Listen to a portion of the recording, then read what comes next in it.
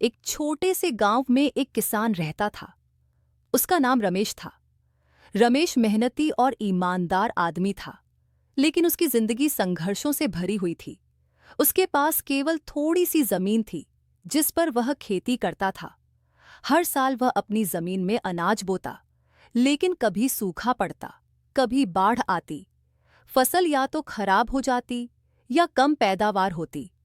रमेश को अपनी फसल से गुजारा करना मुश्किल हो गया था, लेकिन उसने कभी हार नहीं मानी। एक साल गांव में बहुत भारी बारिश हुई। रमेश की सारी फसल बर्बाद हो गई। वह बहुत दुखी हुआ, लेकिन उसने फिर भी हिम्मत नहीं हारी। उसने सोचा कि अगर भगवान ने एक रास्ता बंद किया है, तो दूसरा जरूर खोला होगा। अगले दिन वह अपने खेत में गया और देखा कि बारिश से मिट्टी बहुत उपजाऊ हो गई थी। उसने सोचा कि क्यों न इस बार सब्जियों की खेती की जाए। रमेश ने अपने खेत में टमाटर, आलू और पालक जैसी सब्जियां बोईं। कुछ ही महीनों में उसकी मेहनत रंग लाई। उसकी सब्जियां न केवल अच्छे से उगीं, बल्कि बाजार में भी ऊंचे दामों में बिकीं। उसकी आर्थिक स्थिति में सुधार होने लगा।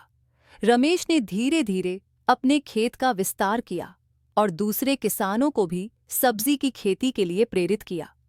अब रमेश न केवल खुद समृद्ध था, बल्कि उसने पूरे गांव को एक नई दिशा दी। उसकी कहानी से हमें यह सीख मिलती है कि कठिनाइयों के बावजूद अगर हम मेहनत और धैर्य से काम लें, तो सफलता जरूर मिलती है।